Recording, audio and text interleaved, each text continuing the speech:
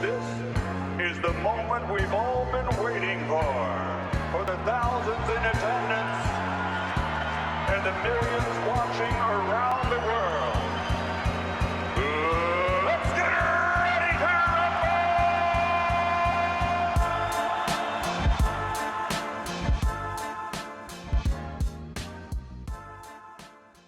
Welcome to the Junkyard Pod. I'm Tony Pesta, joined by Jackson Flickinger, and the Cleveland Cavaliers are back from the All-Star break. That means we are officially in the home stretch of the season. Tonight's game against the Brooklyn Nets will leave us with just 27 games before the playoffs, but we're not here to talk about that today because the Cavs, they've been busy. They've been up to something. They have added 2 new faces to the roster. One who will stick around for the remainder of the season, and another who might only be here for 10 days. But nonetheless, we're going to talk about Nae'Qwan, Tomlin, and Javonte Green on today's episode. Before we get started, let me remind everyone that you can find the Junkyard Pod on Apple, Spotify, and YouTube. We are under the Write Down Euclid name on Apple and Spotify, so make sure you use our links in the description so it's easy to find us there. And also, if you want to watch live NBA games along with us, then follow Fear the Sword on Playback TV. We do live streams throughout the week, and I'll be watching Cavs at Nets tonight with Corey, so you don't want to miss it. All right, so last night it was announced that, we'll start here, Javonte Green is agreeing to a buyout deal with the New Orleans Pelicans, and he plans to sign with the Cleveland Cavaliers. Jackson, what was your initial reaction to that news? I liked it. I think that my expectations for a buyout guy are admittedly always pretty low. I mean, Morris was the buyout guy last year. He did have that great game against the Celtics, but overall, not somebody who factored large into what the Cavs were doing, and when he did have to play, it kind of more reflected serious issues elsewhere on the roster and injuries. So I don't expect Green to have a massive impact on what the Cavs are doing. I don't think Green is the missing piece to beating the Celtics, but I do really like if you're getting an end of the bench guy, a 14th guy, 15th guy, for it to be really like a specialty type player, somebody who really excels in one area or another that you can really throw in on certain matchups. And I think Green definitely fits that mold. He's a phenomenal defender, somebody who is versatile in the type of guys that he can defend, somebody who, even though he's 6'5", he has a long wingspan, can play some small ball 4, can really hang on the wing. So I like that they're adding another elite defender, kind of a poor man's Dean Wade, maybe not a poor man's Dean Wade, but fits the mold of hey, we want to, let's say, for example, the Cavs are in a series against the Bucks, which is very likely in the second round. If Dean Wade's hurt, maybe you can give Green some minutes to kind of really have a strong front line with Allen, Mobley, and Green. That makes a really tough front line for Giannis to really, assert his dominance against. And that's something that, as good as DeAndre Hunter is, he doesn't have that same defensive ability to really cause those problems. So I think it's a little bit of Wade insurance. And I think as somebody who, especially down the stretch of the season, you could see him get some minutes. The deal's not official, so I don't know if he'll get any minutes. I don't know if we'll get minutes by Friday's game. Probably not. But, somebody who could get some of those minutes that Niang left behind. I think that's kind of who he is, somebody who's probably not getting playoff minutes, but as I kind of said with the Bucks series, there's an avenue for him to get minutes, and he does have a distinct thing that he can hang his hat on. And I think that's really what you want to see from the 14th guy on the roster. Yeah, for sure. I mean, I'm right there with you as far as the buyout market. I tend to have pretty low expectations, but I didn't expect Javonte Green to be a buyout player. I think a lot of people were at least a little surprised that he ended up getting bought out. And so I'm pretty happy with this, all things considered.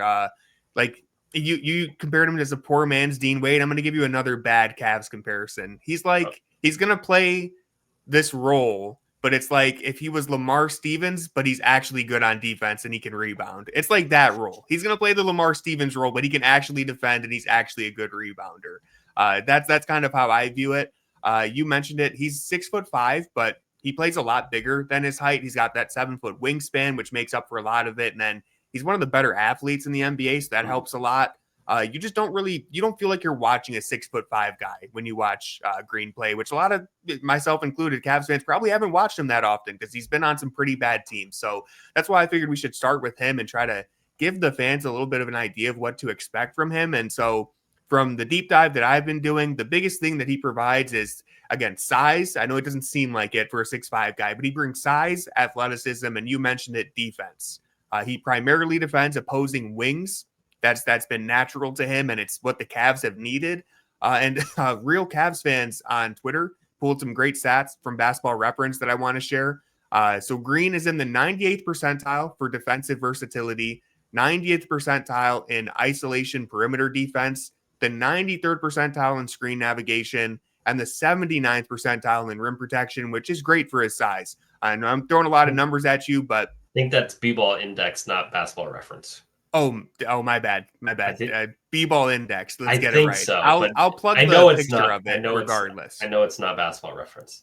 It's not the free version of it. Might have been the paid version of Basketball Reference, or maybe it was just B-ball index. But either way, I know that's a lot of numbers I threw at you, but the gist of that is he's very good defensively and he's very versatile. He can give it to you on the perimeter. He's good at navigating ball screens, and he can even provide a little bit of weak side rim protection against sort of like a poor man's Dean Wade. Yeah, I mean, it's, it's what you want from the 14th, 15th guy on the roster. You're not going to be getting somebody who is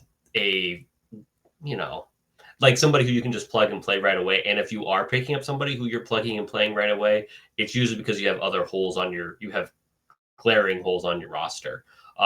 He does have some offensive limitations, not a 3-point shooter, not somebody who's really comfortable doing that. So he's not, that's where kind of like the poor man's Dean Wade kind of comes in, because Dean Wade is a good 3-point shooter. He just doesn't shoot enough. Green, not the shooter that you would like him to be, not the offensive threat. So he's not somebody who you can, there are limitations there, but the defense is real. And to get one of the, I do think it's safe to say he's one of the better defenders in the league. To kind of just pick that up, that's helpful. That's useful. Yeah, definitely. Especially when you consider some of the injuries concerns for Dean Wade. You mentioned the offensive limitations. He's kind of like 2022 Isaac Okoro, if we're keeping the bad Cavs comparisons. No one's going to defend him out there, but every once in a while he'll hit one. He shoots 35%. He's improved throughout the course of his career, but he's still not a threat. Yeah, very low volume. He's like the 2022 Okoro. They're going to leave him in the corner, and you just hope that he can hit a couple of shots. And speaking of Okoro, again, this is depth for what happens if you get to the playoffs, and Okoro is just putting up stinkers. Maybe, I'm not saying that it's ideal to have to turn to a guy that you just got on the buyout market, but it's better than, Marcus Morris or Danny Green. Keeping everything into perspective, this was a good move on the margins. The last thing that I think makes a big difference when we're talking about Javonte Green and how good he is on defense, he's a disruptive defender. He's a legit defensive playmaker. He actually generates steals and turnovers. He's in the 95th percentile in deflections per 75 possessions and 87th percentile in steals per 75. So again, massive credit to Luca of Real Cavs fans for doing that deep dive and pulling all that data. Make sure you're following him on Twitter, but putting all those numbers into the basket. Green, to summarize, he's an athletic wing who legitimately can make an impact on defense. He has his offensive limitations, but the Cavs, they just needed this depth, athleticism, and versatility at the position that he plays. And we really haven't even mentioned, he's also a very good rebounder for his position. Super high motor. It's always attacking the glass. These are just the types of players that the Cavs have been missing. And in the matter of 2 weeks, they've added arguably 3 of them. Really, only DeAndre Hunter and Javonte Green are going to play, but Nae'Qwan Tomlin, as we'll talk about later too, matches some of those, checks some of those boxes as well. And you look at that Cavs series against the Celtics last year, obviously you're missing Allen. But you just frankly didn't have the guys to hang with Tatum and Brown on the wing. You didn't, Max Strus was fighting for his life out there. So now, Max Strus is not going to have to be in that position. You have Hunter, who I know, I wrote that article on Fear the Sword lot of the haters came after me and said that Hunter sucks on defense. And I kind of said, yeah, like Hunter is not a good defender, but he has a lot of size, which is helpful. But, you're getting, with Green, you're getting somebody who you can also play too, along with Wade. You just have that's three legit options there that you didn't have before. You don't have to talk yourself into, well, Isaac Okoro is a good defender on smaller guards. I'm sure he can hang with Jaylen Brown really well. Like, no, you have guys who have the length and the pedigree to really do that at a high level. And you can keep, if Isaac Okoro is getting minutes, he's going to be getting minutes, guarding a Jrue Holiday, a Derek White type player, which is somebody who he can really, really cause havoc on in a way that he can against, the bigger guys just because of his size limitations. So anyway, I think, and then you compare that to like Morris from last year, who like was getting minutes, but it's like, yeah, I mean, 10 years ago, he would have been really helpful in this matchup with the Celtics, but not, not in 2024. So I think it's just, the Cavs they just have a lot more options. There's a lot more tools in the toolbox for Kenny Atkinson to use. How much he's going to have to use Green. He may not have to use Green at all. He may use Green a lot. Like it's probably going to be somewhere in the middle, but you just have those options. Yeah. And especially down the stretch of the regular season, he'll probably get the most opportunities there. But even if you just compare like to who the Cavs have been replacing with Hunter and Javonte Green, when you think of Caris LeVert and Georges Niang, just from a defensive standpoint, like Caris LeVert had some really great defensive seasons, really good defensive seasons in Cleveland. He does have size at 6'7", but he's not really like he plays smaller than that height. Is he 6'7"? I think he's 6'6", 6'7", right? Somewhere around there. I thought he was 6'5". I don't know why I thought well, regardless. If he was 6'7", I think that he'd still be on the team. Yeah. Well, I want to double check real quick. I feel like he's 6'7". I feel like I looked this up before. Live fact checking on the Junkyard Pod. I've stood next to him. There's no way he's 6'7". According to Google, he's 6'6". Okay. Yeah. I'll say that's a generous 6'6", Yeah. Well, regardless, he's like around the same height as Javonte Green, but very different play styles, especially defensively. He's just going to be able to contest shots that LeVert and Niang couldn't. Same thing with DeAndre Hunter. I know you said the haters and losers came for you for his defense, but he's good enough on defense, and it's literally just the size that he has is going to make a big difference. So, the Cavs, they've done a good job of addressing their biggest need at the deadline here. And just to wrap up my thoughts on Green, so we can move on to Tomlin. I really think he's the best buyout option they had. I was surprised that he was available. I think it's a good move because this, to me, has the ability to move the needle way more than Mo Bamba or a Moses Brown reunion. I know that we Cavs fans, we want to back up big, but realistically, Green don't throw us in the we category. True. A lot of Cavs fans, the Cavs need a backup big. I agree, but not at that. Not you're not going to take a much worse player to fill that need versus just getting a guy who's a legit NBA player. Like Javonte Green can give you productive minutes, especially in the regular season, and honestly, depending on the matchup, even in the playoffs. Whereas I don't feel confident that Mo Bamba or Moses Brown are real NBA players. And so just give me the best player available who also fills a very important need, right? Like I know backup big, the depth is a little thin there, but we were paper thin at wing 2 weeks ago. And now we have two options in Hunter and Javonte Green,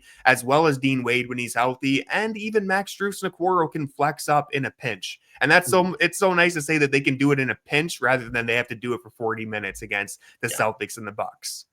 Yeah. And I think that if you're in a playoff series, Tristan Thompson's only getting minutes. If two of Allen, Mobley, or Wade are like not available, and if you're in a playoff series against like the Celtics and two of those three guys aren't available, you're toast anyways. So exactly. I don't think that like, and there's no situation where it's like, oh, what would be great if we did like an Allen, Mobley, Bamba lineup. Like that's really going to help in certain situations. You know what I mean? Like there's no way, there's no situation where you'd be like, we don't want Wade out there. We want Bamba out there. So it's like, exactly. So that's where it's like, it's not actually, there's no context where it's helping. Like it's, it's a Band-Aid if, you're bleeding out because of a gunshot wound with like Allen and Mobley out. So yeah, like that's fine, but I think you're going to bleed out anyway, even though you have that nice Mm. little Band-Aid. Yeah, that's what I've been saying, and you've reflected the same takes. It's like if you have to play one of these available buyout options in the big department, you're probably cooked. Whereas if you Yeah. lose, let's say Wade goes down with an injury, Javonte Green can help a little bit. Whereas again, like these options on the buyout market for the bigs, it's like, are they really even going to be much better than Tristan Thompson? Probably not. Like in all honesty, you could convince me Tristan Thompson's more playable than Mo Bamba, but there's no sense in having that discussion right now because that's just a waste of time. Did you see the AI his AI tweet today? So I did not, thankfully. something about opening like Wall Street with what's Oh the man, AI person named, like we got to. Stacey or something like He that? needs new role models in his life. I know he's almost 40, but he needs a good role model to step in and We help him out. gotta start asking questions about Rich Paul. Rich, what are you doing? Rich may be asleep at the wheel, or Rich Yeah, maybe no, steering him into that. it's true. Who Yeah, can say? So, anyways, we gotta ask some questions. we really do. Tristan, some of these off court decisions never really been known for him, so I guess that it tracks. But let's move into the smaller move that Cleveland made yesterday. But I still think it's interesting enough to talk about. Nae'Qwan Tomlin, 6'10" forward, signed to a 10-day contract. He's with the Cavs Summer League squad last year. He's averaging about 20 points, 8 rebounds, and 2 blocks with the Cleveland Charge. Jackson, give us some insight on this move for the Cavs. Yeah. So, yeah, did want to fact check. It is Tracy is the AI Okay. name. So anyways, wanted to Thank make you. sure I was giving her the correct credit there. Tomlin, yeah. So he is a really interesting player. Somebody who kind of a late bloomer, spent 3 years at like the lower college level, JUCO level, before transitioning to where did Kansas State and then Memphis. Somebody who is a late bloomer, 6'10". He's a legit 6'10". And he handles the ball really well. He creates his own shot well. So those are things that you can't really teach. It's not natural to find 6'10" guys who can do that. He has a good jump shot. I wouldn't say he's a like marksman, but he's a good shooter, about the 36% range. Somebody who can be a stretch four. I think that's like four is his natural position. He's not like a phenomenal defender for his at his position. He's fine at the G League level. I think there's concerns about how much that translates. Solid rebounder at the G League level. Does that translate? But he has the raw, like, offensive skills that are really tantalizing. You just don't see 6'10" guys taking people off the dribble. You don't see 6'10" guys creating their own shots. You don't see 6'10" guys that have, I said that he's not a marksman, but he does have a good 3-point shot. So you just don't see those things very often. So he's 24 years old. He's not like young, but he is still he's still earlier in his development cycle than say somebody who, has really good pedigree coming into the NBA. So I think there's something there. I think he's somebody who, unless he really were to flash as somebody who could play like the four at his time with the Cavs, and I don't know if he's really even getting any minutes on a 10-day contract. I anticipate them converting somebody like Travers to a standard deal and then getting Tomlin onto a two-way deal. That's kind of how I see things going. But he's somebody who I think that could have a future with the Cavs, even though he's not going to have an immediate impact this year. You like the skill set, and it's at a position of need. So Yeah, exactly. I agree with everything you said there. I think he's not going to play a lot of minutes on this 10-day contract. We might not even see him at all unless it's garbage time. But there's lots of unanswered questions for his game, and we probably don't get the answer to that this year. But I do agree he'll probably end up being converted to a two-way if they bring up one of the current two-way guys and open up a spot there. So I expect him to be around the team moving forward. And that's why I love this move when it first came out, because you reward a younger player for having a really good season with the Charge. And at the time, the Cavs were buying themselves a little wiggle room to figure out another roster spot. Didn't take them too long to find Javonte Green on the buyout market just a few hours later. But, nonetheless, Tomlin is a guy who, this is the type of player that I am all in on, or all for it, rather. I'm all for in regard to adding talent on the margins, because I don't want to just pick on Mo Bamba, but I'd rather take a Sounds swing like on. Well, maybe I do. I don't know. I would rather take a swing on someone, a younger, lesser known prospect than give Mo Bamba like his 5th or 6th chance at being a productive NBA player.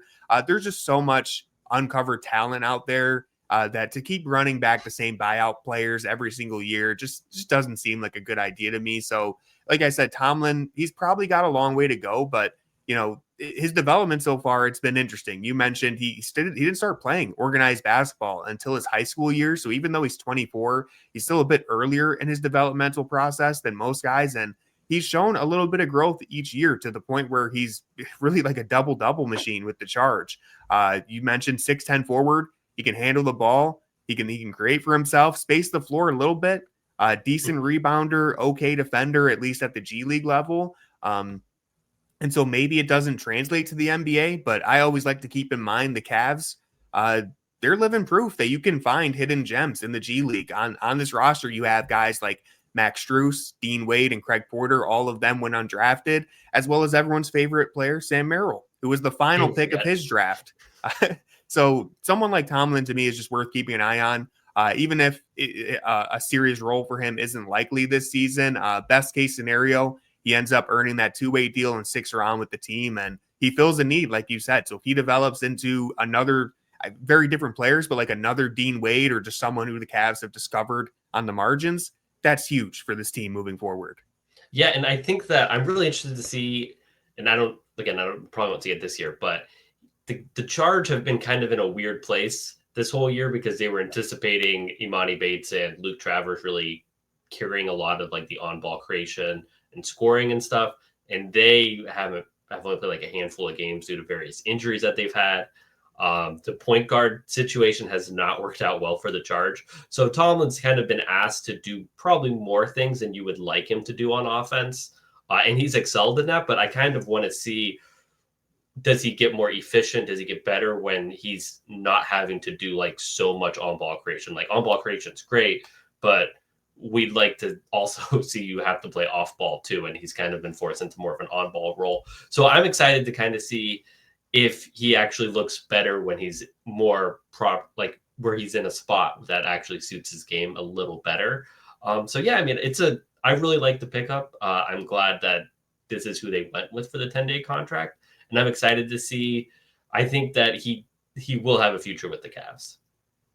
Yeah, I mean, it just seems like such a seamless fit in regards to what they need and what he is showing the potential to give them. And so I'd expect him to be around the team, whether it's on that 2-way deal or who knows what happens, right? Maybe he completely balls out, surprises people this year, but I'd expect it to be more of a long-term thing.